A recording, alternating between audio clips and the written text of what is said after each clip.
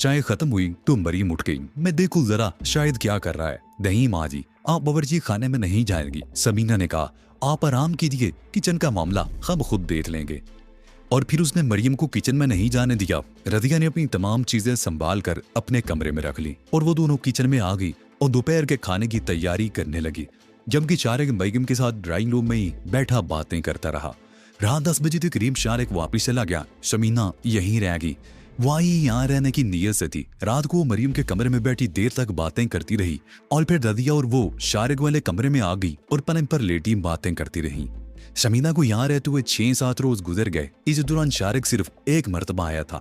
इस घर में समीना का दिल लग गया था। मरियम की खिदमत के साथ साथ उसने घर के काम काज भी संभाल लिए थे। शायद के होने के बावजूद किचन उसने संभाल लिया था। यूनिवर्सिटी से वापस आने के बाद रदिया भी उसके साथ काम में शामिल हो जाती और फिर रात के खाने के बाद समीना उसे पढ़ाई में मदद देती।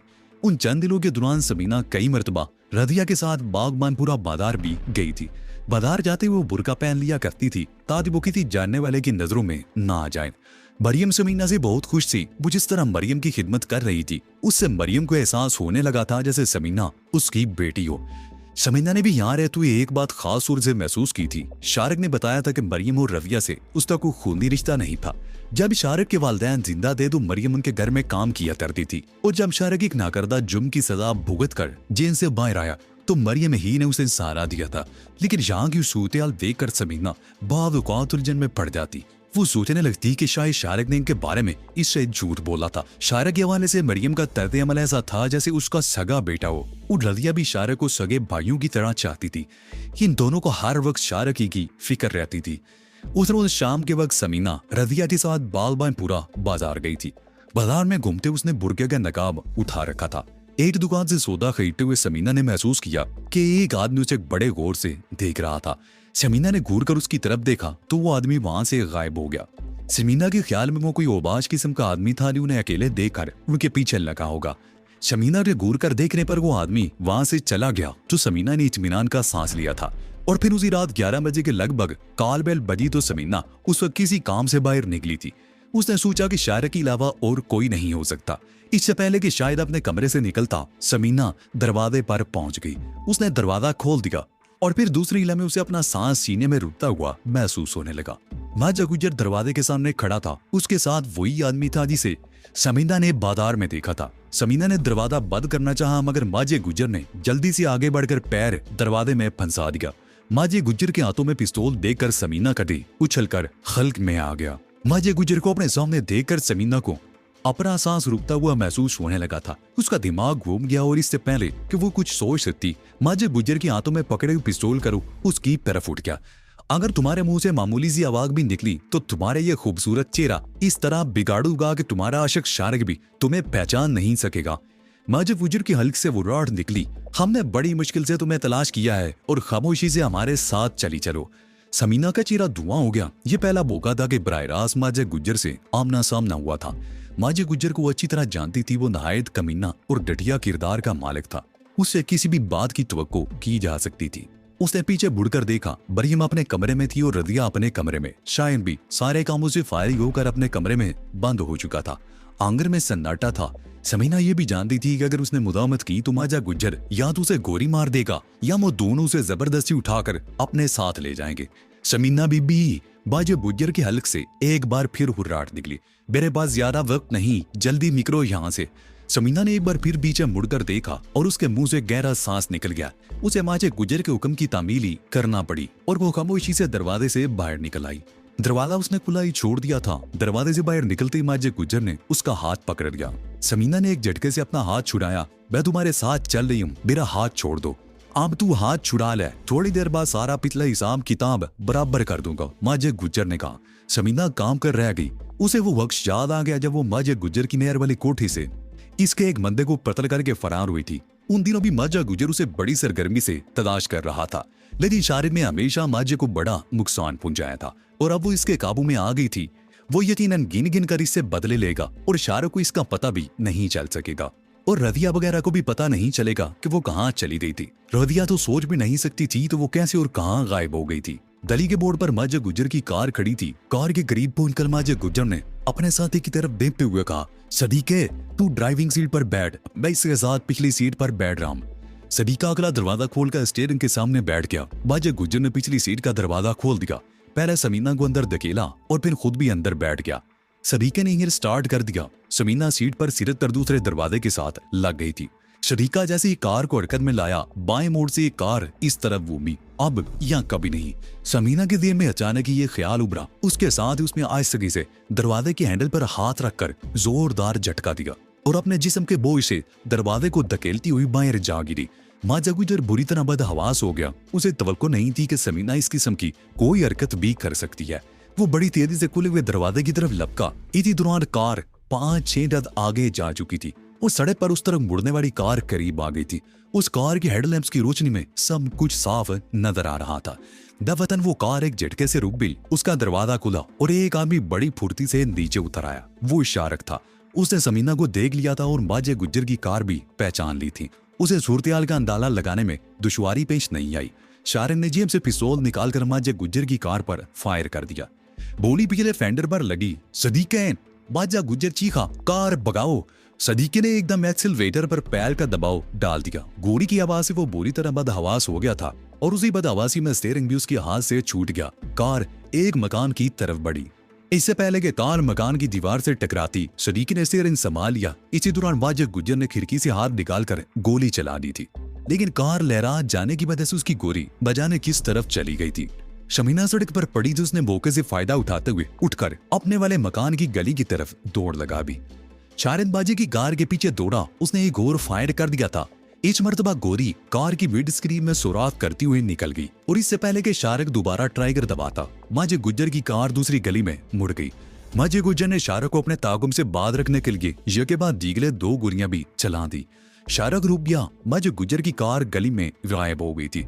फिर मुड़कर अपने मकान वाली गली की तरफ दौड़ा और गली में मुड़ते ही एक झटके से रुक गया। समीना पहले मकान की दीवार के साथ चिपकी खड़ी थी। उसका सांस तेज तेज चल रहा था और वो दूसरे हाथ से अपनी कोनी सहला रही थी। कार से छलांग लगाने से उसे कुछ चोटें आई थी, मगर यह भी गनीमत था कि उस वक्त कार की रफ्तार ज्यादा तेज नहीं थी और उसे ज्यादा चोट नहीं आई थी। समीना, शारक उसके करीब रुक गया। तुम ठीक हो? हाँ मैं ठीक हूँ, समीना ने जवाब दिया। तुम घर चलो, मैं गाड़ी को रास्ते से हटा लूं, शारक ने कहा। समीना दीवार का सहारा लेकर अपने घर की तरफ चलने लगी और शारक कार की तरफ दौड़ा। इस वक्त बाज घरों के दरवाजे खुलने लगे थे और कुछ लोग सूरत-ए-हाल मालूम करने के लिए घरों से बाहर आ रहे थे। शाइल भी अपने मकान से बाहर आ गया था और दरवाजे के अंदर रजिया भी खड़ी थी। समीना बाजी, आप? हाँ मैं ठीक हूँ, समीना ने शायद की बात काट दी। उसी लम्हे रजिया तेजी से मकान से बाहर आ गई। उसने आगे बढ़कर समीना को पकड़ लिया। क्या हुआ समीना बाजी, कहाँ गई थी तुम? कुछ नहीं, अंदर चलो, समीना ने जवाब दिया। इसी दौरान शारक भी गाड़ी गली में ले आया। समीना और रजिया अंदर जा चुकी थी। शारक जैसी गाड़ी से उतरा, गली के 2-3 आदमी उसके करीब आ गए। क्या हुआ, क्या मामला था? फायरिंग कौन कर रहे थे? एक आदमी ने पूछा। मेरा ख्याल है डाकू थे। इत्तेफाक से मैं बरवक्त इस तरफ पहुंच गया। मुझे देखते ही उन्होंने गोली चला दी। जवाब में मुझे भी गोली चलाना पड़ी। वो भाग गए। शारक कहते हुए अपने मकान के दरवाजे की तरफ बढ़ा। पुलिस को इतना दें, ये डाकू बड़े खतरनाक होते हैं, तुम्हारा भी आ सकते हैं, एक आदमी ने कहा। मैं पुलिस को इतना देकर मजीद परेशानियों में नहीं हुई जाना चाहता, शारक ये कहते हुए अंदर आ गया। समीना, रजिया और मरियम सेन में खड़ी थी। शारक ने अंदर दाखिल होकर दरवाजा बंद कर दिया और उन तीनों को कमरे में ले आया। मरियम और रजिया को एक कमरे में छोड़कर वो समीना को लेकर दूसरे कमरे में आ गया। ये सब कुछ कैसे हुआ? वो खमीज यहाँ तक कैसे पहुंचा? शारक ने पूछा। भैया के साथ सौदा लेने बाजार गई थी, समीना ने कहा। एक दुकान पर सौदा लेते हुए मैंने बुरके का नकाब चेहरे से हटा दिया था। एक आदमी ने उस वक्त बड़े होर से मेरी तरफ देखा था। मैं समझी कोई शायद लफंगा है। मैंने उसे डांट कर भगा दिया, लेकिन उसने शायद हमारा पीछा करके घर देख लिया था। समीना चंद को खामोश हुई, फिर बोली। कुछ देर बाद दरवाजे की बेल बजी। मैं उस वक्त किसी काम से शहर में निकली थी। मैं समझी कि तुम होगे। मैंने दरवाजा खोल दिया तो माजा गुज्जर और वही आदमी दरवाजे में खड़ा था जिसने आज दिन में मुझे बाजार में देखा था। उसका नाम सदीक है। वो मुझे पिस्तौल की जद पर अपनी कार में ले आई। कार की पिछली सीट पर मेरे साथ माजा गुज्जर था। कार अभी हरकत में आई थी कि उसी में तुम्हारी गाड़ी गली में मुड़ी और उसी वक्त मैंने दरवाजा खोलकर बाहर छलांग लगा दी। अगर तुम ना आते तब भी मैंने ये तय कर लिया था कि रास्ते में मैं इसे चकमा देकर भागने की कोशिश करूंगी। ये तो बहुत बुरा हुआ, शारक उसके खामोश होने पर बोला। घर का पता चला लेना हमारे लिए सबसे ज्यादा खतरनाक बात है। उसे ये पता चल गया है कि तुम भी यहाँ हो और वो ये भी जानता है कि तुम पुलिस को मतलूब हो। वो अगरचे खुद दोबारा यहाँ आने की हिम्मत नहीं करेगा, लेकिन वो पुलिस को तुम्हारी यहाँ मौजूदगी की इतला दे सकता है। उसका सबसे बड़ा मकसद हमें नुकसान पहुंचाना है और उसके लिए वो कोई भी तरीका इख्तियार कर सकता है। हमें फौरन ये मकान छोड़ देना चाहिए। एक लम्हा भी जाया किए बगैर तो क्या अम्मा और रदिया को यहीं छोड़ दिया जाएगा? समीना ने उलझी हुई निगाहों से उसकी तरफ देखा। नहीं, वो भी हमारे साथ जाएंगी। शारिक ने कहा, तुम रदिया से कहो कि अपनी इंतहाई जरूरी चीजें समेट ले। मैं माँ जी से बात करता हूँ, वो मुश्किल से आमादा होंगी लेकिन उन्हें यहाँ छोड़ा नहीं जा सकता। ठीक है, तुम रदिया तो यहाँ भेज दो, समीना ने कहा। शारिक कमरे से निकल गया। चंद सेकंड बाद रदिया अंदर आ गई। क्या बात है समीना बाजी? रदिया उसकी तरफ देखते हुए बोली। शारिक भाई बहुत परेशान नजर आ रहे हैं। बात ही परेशानी की है, समीना ने कहा। तुम अपने जेवर, नकदी, कपड़े, किताबें और जरूरी चीजें समेट लो, हम ये घर छोड़ रहे हैं। क्या मतलब? रदिया ने उसे घूरा। मतलब वही है जो मैंने कहा है, समीना ने जवाब दिया। हमारे पास ज्यादा वक्त नहीं, जल्दी करो। लेकिन हम जाएंगे कहाँ? रदिया बोली। एक और जगह है जो इससे ज्यादा महफूज है, समीना ने कहा। चंद रोज बाद हालात ठीक हो जाएंगे तो हम दोबारा यहीं आ जाएंगे। रदिया चंद में उलझी हुई निगाह से उसकी तरफ देखती रही, फिर अलमारी के ऊपर रखा हुआ खाली सूटकेस उतार लिया और अलमारी में से कपड़े, दीगर कीमती चीजें वगैरह समेट कर उसमें भरने लगी। चंद मिनट बाद शारिक भी आ गया। उसने भी मरियम के कपड़े और जरूरी चीजें एक सूटकेस में डाल दी। चलो जल्दी करो, वो रदिया की तरफ देखते हुए बोला। समीना ने अपने कपड़े भी रदिया के सूटकेस में डाल दिए थे। शारिक ने शाहिद को बुलाकर हदायत की कि डर के तमाम दरवाजे बंद कर दे और चाबियां अपने पास ही रखे। तुम्हारी गाड़ी ठीक है? शारिक ने सवारिया निगाहों से रदिया की तरफ देखा। हाँ ठीक है, रदिया ने जवाब दिया। तो फिर बाहर निकलो, जल्दी करो, शारिक ने कहा। वो कमरे से बाहर आ गए। मरियम बरामदे में खड़ी थी, वो बेहद परेशान नजर आ रही थी। शारिक उन्हें लेकर बाहर निकल गया और शायद कमरे बंद करने लगा। शारिक और मरियम सफेद कार में बैठे थे। समीना और शायद रदिया की कार में आ गए। दोनों कारें स्टार्ट हो गई, हरकत में आ गई। शारिक की कार आगे थी और रदिया वाली कार उसके पीछे। शिमला पहाड़ी के करीब पहुंचकर शारिक ने कार रोक ली। रदिया ने भी उसके पीछे ही कार रोक ली। शारिक अपनी कार से उतरकर उनकी कार के करीब आ गया। शायद तुम सुहेल के पास चले जाओ, उससे कहना था मैं 1-2 दिन में उससे राब्ता करूंगा। शारिक ने जेब से कुछ नोट निकालकर उसकी तरफ बढ़ा दिए। लो ये पैसे रख लो, यहाँ से रिक्शे पर बैठ जाना। शायद पैसे लेकर कार में से उतर गया। रदिया तुम अपनी गाड़ी को मेरे पीछे ही रखना, वैसे समीना तो मेरा सब बताती रहेगी। ठीक है समीना? इकबाल टाउन वाली कोठी। ठीक है, तुम चलो, हम तुम्हारे पीछे आ रहे हैं, समीना ने कहा। दोनों कारें एक बार फिर आगे पीछे रवाना हो गई। तकरीबन 35 मिनट बाद वो इकबाल टाउन वाली कोठी पर पहुंच गए। वो नखा अकेला ही था। गामा और राजू मदंग वाले अड्डे पर चले गए थे। रदिया और मरियम के सूट के ऊपर वाले कमरों में पहुंचा दिए गए। वो दोनों इस वक्त समीना वाले कमरे में ही बैठी थी। शारिक इस वक्त नीचे 9 नक्के के पास था। समीना ने शादा से चाय के लिए कहा और फिर अपने कमरे में आ गई। बात क्या है समीना बेटी? मरियम ने उसकी तरफ देखते हुए कहा। उस घर से चोरों की तरह क्यों भागे है? माँ जी आप तो मुझे ज्यादा जानती हैं, समीना ने गहरा सांस लेते हुए जवाब दिया। शारिक के कुछ पुराने दुश्मन एक बार फिर सामने आ गए। उन्होंने मुझे अगवा करने की कोशिश की थी। ये तो इत्तफाक था कि शारिक वक्त पर पहुंच गया। आपने फायरिंग की आवाज सुनी होगी। शाहरुख को अंदेशा था कि वो लोग दोबारा हमला करके कोई नुकसान पहुंचाने की कोशिश ना करें, इसलिए वो हम सबको यहाँ ले आया। ये कोठी किसकी है? रदिया ने पूछा। तुम्हारे भैया की है, समीना ने मुस्कुराते हुए जवाब दिया। क्या? रदिया उछल पड़ी। मगर शारिक भाई ने पहले तो कभी इस कोठी का जिक्र नहीं किया, ख्याल नहीं रहा होगा। वैसे इस कोठी में आए हुए चंद रोज ही गुजरे हैं। मरियम खामोश बैठी थी। इस सूरत-ए-हाल ने उसे ज़ेहनी तौर पर इस कदर शदीद दचका पहुंचाया था कि वो कुछ सोच ही नहीं सकती थी। उसके ज़हन में तो सिर्फ एक बात थी कि शारिक के पुराने दुश्मन उसके पीछे लग गए थे।